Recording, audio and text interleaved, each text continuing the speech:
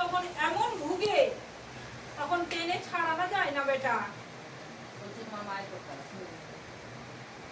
এবং দ্বিতীয়ত স্বপ্ন দেখে, ভালো স্বপ্ন দেখে, তোদের যে আগম নিয়ম, যে কি আসতে চলেছে, কি আসবে, সেইগুলো কিছু কিছু জিনিস ভালোই জানতে পারে, ওনাকে জানান দেওয়া হয়, কিন্তু উনি ঘের করতে পারে না, তার জন্য কিছুই বলতে পারে না।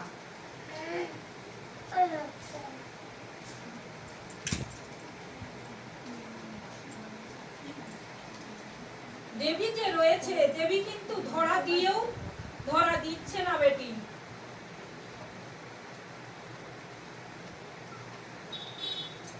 মাকে কখনো ভালোই রাখে, কখনো এতই ভোগায়, তখন অন্যরকম রূপ ধারণ করে মা। নিজের চোখেই তো দেখিস, মা কখনো ক্ষুব্ধ থাকে, কখনো আনন্দে থাকে। আর যখন তখন তোর গা হাত ভারী হয়ে যায়,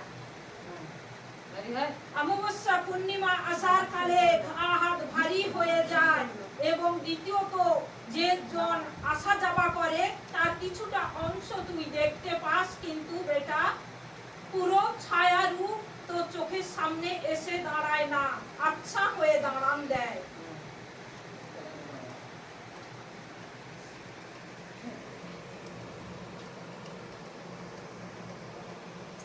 তোদের ওখান থেকে শুরু, মধ্যিখান থেকে একটু গন্ডগোল ঝামেলার জন্য চারদিক এলোমেলো হয়ে গেছে।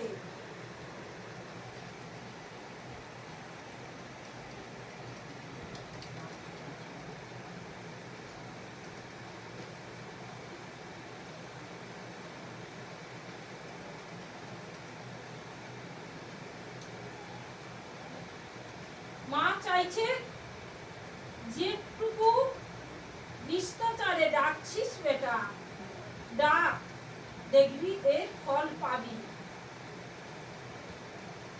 কিছু কিছু জিনিস ভুল করে বসিস, কিন্তু মা নিজের সন্তান বলে মেনে নিয়ে ক্ষমা করে দেয়।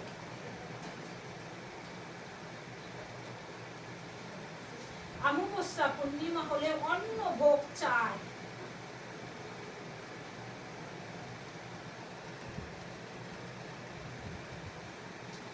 এবং তোর মাথার ধারে গিয়ে দাঁড়িয়ে থাকে।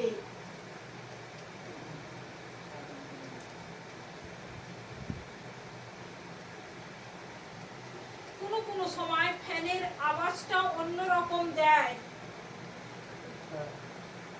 তখন কিন্তু মা তোর মাথার সামনে থাকে।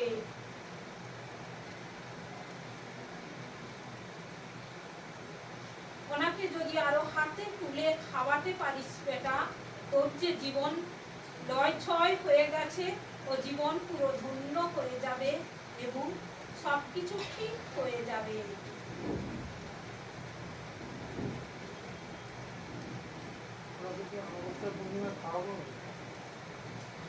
যখন পারবি রন্ধন করে, অমাবস্যা পূর্ণিমা হলে নিজের যতটা পারবি অন্ন দেওয়ার চেষ্টা করবি।